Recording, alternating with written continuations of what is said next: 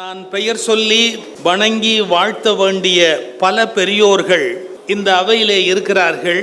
எல்லாருடைய பெயரையும் சொன்னால் காலேஜில் அட்டெண்டன்ஸ் எடுத்தது போல இருக்கும். அப்படி ஒரு விபத்து ஏற்பட வேண்டாமே என்றும், அதில் 1-2 பேரை நான் மறந்துவிட்டால் அடுத்த ஆண்டு வரையில் நான் ரொம்ப சங்கடப்பட வேண்டியிருக்கும் என்ற உண்மையையும் சேர்த்து சொல்லி எல்லா கம்பன் அன்பர்களுக்கும் என் வணக்கம். சென்னை கம்பன் கழகம் ஒரு வரலாற்று சிறப்பு மிக்கது. டாக்டர் முமு இஸ்மாயில் என்கின்ற முமு இஸ்மாயில் ஒரு பெரிய நீதி அரசர். உங்களுக்கு தெரியும், நாங்கள் வக்கீல்னா அவங்களுக்கு ஒரு பேர் வச்சோம், முணுமுணு இஸ்மாயில். கோவம் வரும் அவருக்கு, அவ்வளோ கோவம் வரும்.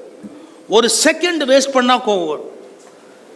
அந்த அட்வொகேட்டு கட்டு படிக்காமல் வந்திருந்தாங்கன்னு வச்சுங்க கோர்ட்டுக்கு, அந்த கிளைண்ட்டை சொல்வார், இவனெல்லாம் ஏன் நீ நியமிச்ச அட்வொகேட்டா, இதுக்கே இந்த கேஸை தள்ளணும் அப்படிம்பார்.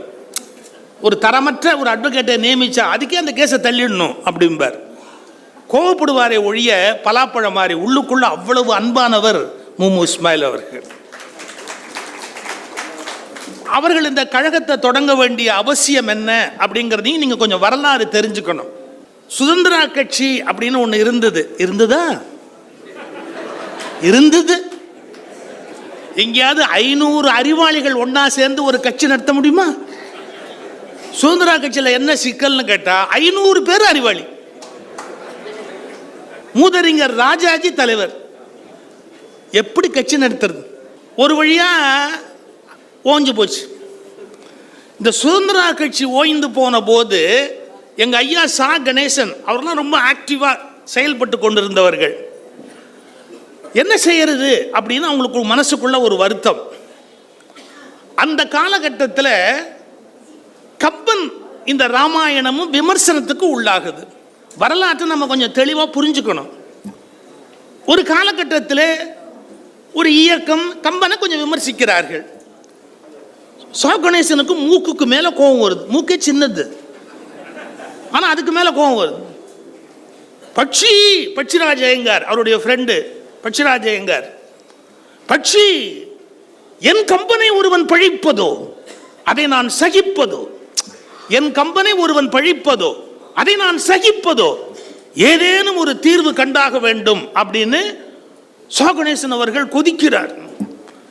அந்த காலகட்டத்தில் பல ரசிகமணி டிகேசி, ஜஸ்டிஸ் மகராஜன், இது மாதிரி பல பேர் அவர்களோடு, கோயம்புத்தூர்ல லட்சுமி மில் சுந்தரம் நாயக்கர், அவரும் சுதந்திரா கட்சியில் இருந்தவர். இவங்கெல்லாம் காரைக்குடியிலே கம்பன் விழா தொடங்குகிறார்கள். அந்த காரைக்குடி கம்பன் விழா என்பது இலக்கியவாதிகளுக்கு ஒரு மிகப்பெரிய வேள்வி.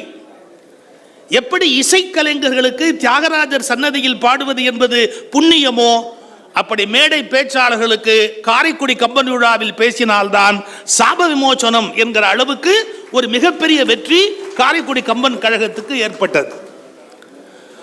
அந்த காரைக்குடி கம்பன் கழகத்தில் அத்தனை அறிஞர்கள், அத்தனை பெரியவர்கள் ஒவ்வொரு நிகழ்விலும் பங்கேற்பார்கள்.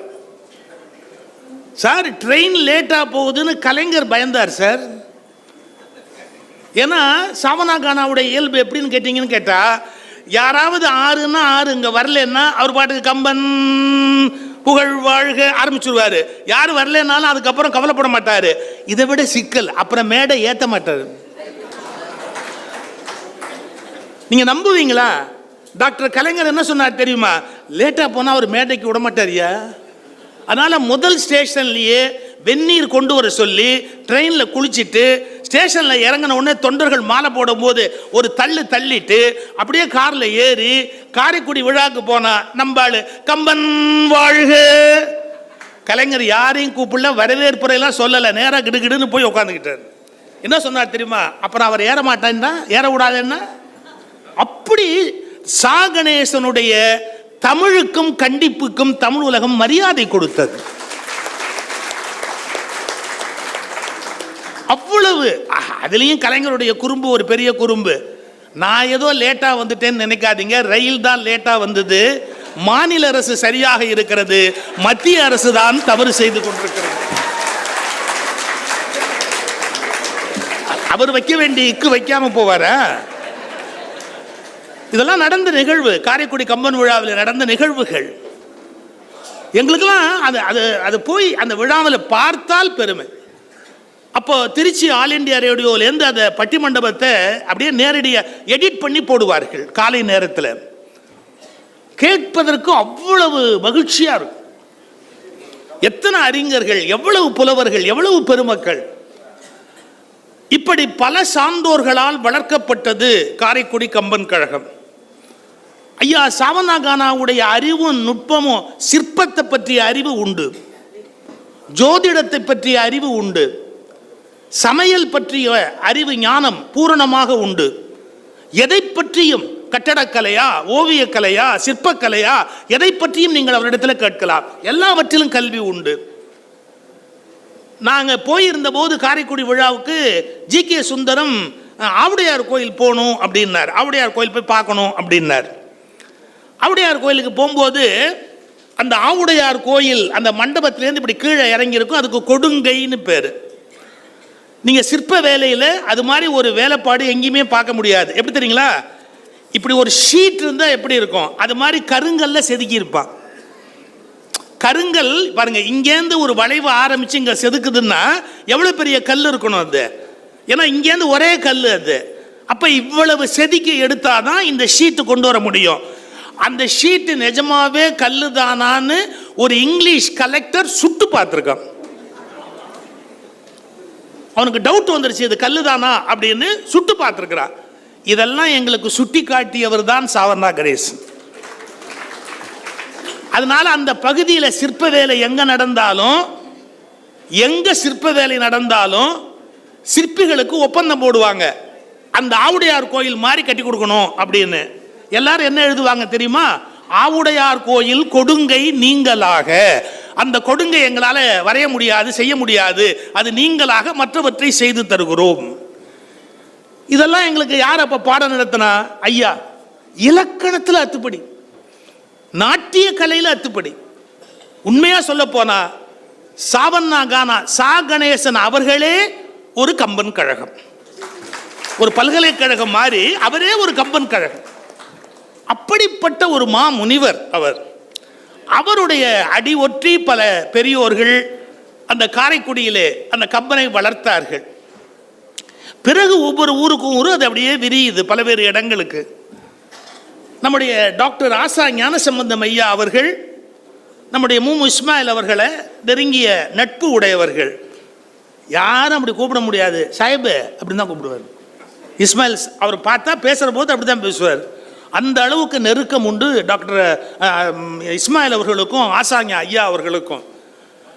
அப்படி வளர்ந்து அதன் மூலமாக இந்த கம்பன் கழகம் உருவாக்க வேண்டும் சென்னையிலே என்று ஒரு கம்பன் கழகத்தை உருவாக்கினார்கள். இஸ்மாயில் அவர்களிடத்தில் என்ன பண்புன்னு கேட்டால், இலக்கியத்தில் அவருக்கு அப்படி ஒரு ஈடுபாடு, சமயம் கடந்த ஒரு இறைநிலை பற்றிய உணர்வு உடையவர் டாக்டர் இஸ்மாயில். ஒரு செய்தி சொல்லட்டுமா? காஞ்சி மகாமுனிவரை பார்க்கணும்னு இஸ்மாயில் போறார். இஸ்மாயில் வர்றாரு அப்படின்னு பெரியவற்றை போய் சொல்றாங்க. 100 ஆண்டு வாழ்ந்த ஞான விளக்கு, காவியுடையில் ஒரு கற்பூர தீபம். இஸ்மாயில் வந்திருக்கிறார். இவர் அப்படி எல்லாருக்கும் பிரசாதம் கொடுக்குறார். ஒன்று குங்குமம் கொடுப்பாங்க, இல்லாட்டி அக்ஷதை கொடுப்பாங்க, அப்படி கொடுக்குறார். இவர் உள்ள வரும்போது இந்த குங்குமத்துக்கிட்ட ஒரு கை இருக்கு. அவரை பார்த்த உடனே ஒரு நிமிஷம் அப்படின்ட்டு உள்ள திரும்பி, சந்தனம் கொண்டா அப்படி, சந்தனம் கொண்டா. சார், இஸ்மாயில் அந்த குங்குமத்தை வாங்க தயாராக இருந்தார். ஏன்னா மிகப்பெரியவர் கொடுக்கிறார், என்ன சமய வேறுபாடு அப்படிங்கிற எண்ணத்தில் வாங்குவதற்கு டாக்டர் மு. இஸ்மாயில் அப்படி தயாராக இருந்தார். ஆனால் ஒரு நிமிஷம் அப்படின்ட்டு சந்தனம் கொண்டா. சந்தனம் கொண்டு வந்த உடனே சந்தனத்தை அப்படி இஸ்மாயில்கிட்ட கொடுத்துட்டு சொன்னார், உங்கள் நாகூர் தர்காவில் சந்தனம் கொடுப்பா இல்லையா, அப்படி நினச்சிக்கோ. என்ன அர்த்தம் தெரியுங்களா? என் மதத்தை இன்னொருவருக்கு திணிக்காமல் அவர் மதத்தையும் மதிக்க வேண்டும் என்கிற பண்பாட்டை இருவரும் ஒரே நேரத்தில் பரிமாறிக்கொண்ட இடம். அங்கு பண்பாடு பரிமாறப்பட்டது, அவரவருடைய சமயம் காப்பாற்றப்பட்டது, அவரவருக்குரிய நெறிமுறைகள் மரியாதைக்கு உரியன. நம்மாழ்வார் மீண்டும் உயிர்த்தெழுந்தார். அவரவர் இறையவர் குறைவிலர். அவரவர் இறையவர் குறைவிலர். அவரவருடைய கடவுள்கள் அவரவர்களுக்கு குறைவற்றவர்கள். அதை மற்றவர்களும் மதிக்க வேண்டும். திருவாசகத்திலே தோய்ந்தவர்கள் முமு இஸ்மாயில் அவர்கள் விகடனிலே கட்டுரை எழுதியிருக்கிறார்கள். அதனாலே அவர்கள் இதை வளர்க்க வேண்டும் என்ற பெரிய அக்கறையோடு இந்த கம்பன் விழாவை நிறுவுகிறார்கள். அவருக்கு நல்ல இலக்கிய தோழமை பேராசிரியர் ஆசா ஞானசம்பந்தம் அவர்கள், டிஎன்பிஎஸ்சி சீனிவாசன் அவர்கள், இன்னும் பல்வேறு நண்பர்கள் அவரோடு சேர்ந்து ஐயா ஏவிஎம் செட்டியார், அவருடைய பெருமை ஒரு அபாரமான பெருமை. கம்பன் விழா நடக்க வேண்டும் என்று தம்முடைய உயிரில் எழுதி வைத்திருக்கிற பெருமைக்குரியவர்கள், மிகச்சிறந்த மனிதர். அந்த மாதிரியான பண்புள்ளவர்கள் பல பேர் ஒன்று சேர்ந்தார்கள். இந்த கம்பன் கழகம் உருவானது, திருவானது. கம்பன் கழகம் கருவானது, உருவானது, திருவானது. அப்படி வளர்ந்த கம்பன் கழகம் அது. முமு இஸ்மாயில் அவர்களுக்கு பின்னாலே உடல் நலம் கொஞ்சம் குறைந்து கொண்டே வருகிற போது, யார் இதை எடுத்து நடத்துவது என்கிற பிரச்சனை வருகிற போது, ஒரு கேள்வி வருகிற போது, அருளாளர் ஐயா ஆரம்பி அவர்கள், அவருடைய தானை தளபதியாக டாக்டர் ஜெகத் ரட்சகன் அவர்கள், ஏன்னா அவர்கள் என்ன சொன்னாலும் அதை அப்படியே செயலில் செய்து முடிப்பார் நம்முடைய ஐயா அவர்கள். அந்த காலகட்டம் அதே மாதிரி நீங்கள் ஐயா ஆரம்பிட்ட எப்படின்னா, அழைப்புதலில் முதல் பக்கத்துலேருந்து பிரிண்டட் பைன்னு போட்டிருந்தா கூட பிடிப்பார். யாரும் தப்பிக்க முடியாது.